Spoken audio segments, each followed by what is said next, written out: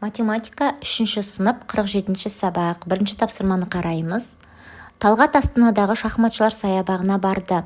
Ол шахмат тақтасының шаршы пішінді болатынын білді. Оған тақтадағы кіші шаршылардың санын анықтауға көмектес.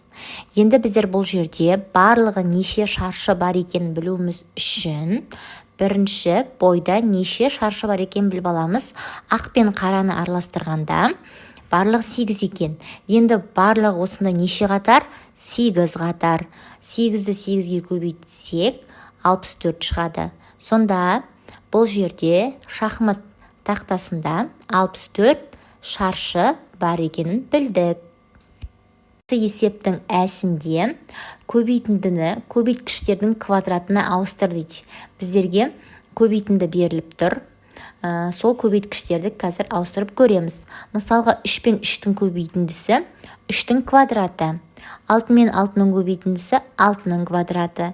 2 мен 2-ның көбейтіндісі 2-ның квадраты. 8 мен 8-дің көбейтіндісі 8-дің квадраты. 9 мен 9-дің көбейтіндісі 9-дің квадраты. Солай арғарай сөйтіп жазасыңдар. Үшінші тапсырмада сандардың квадраты нешеге тең екенін жаз дейді. Суретке қараймыз. Бірінші асында жұп сандардың квадратын өз суретіне қарай жаз дейді. 2-ның квадраты, 4-дің квадраты, 6-ның квадраты, 8-дің квадраты, 10-ның квадраты. Келесі тақ сандардың квадратын кему ретімен жазсақ, 9-дің квадраты, 7-ның квадраты, 5-дің квадраты, 3-дің квадраты, 1-дің квадраты деп жазамыз. Енді осы сандарды пайдаланып тапсырма құрастырып көрейік. 6-ның квадратынан 3-дің квадраты мен 2-ның квадратын азайтамыз деген өрнекті жазып қойдым астына. Мен өздеріңіз қарап алуларыңызға болады.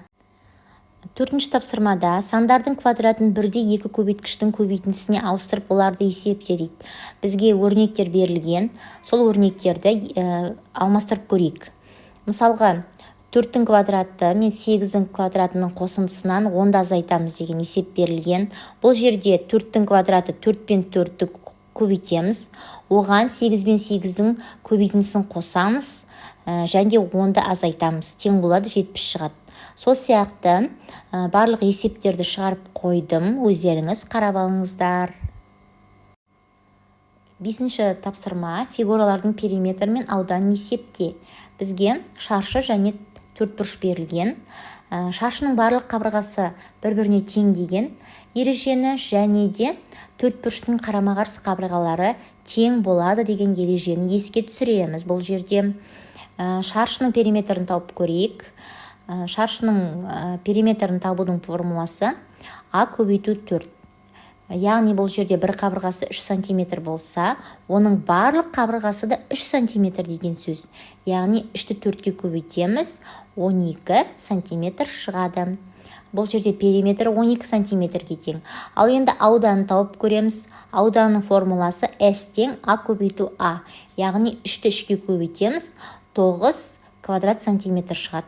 Бұл жерде сонда шаршының ауданы 9 квадрат сантиметрге тең екен.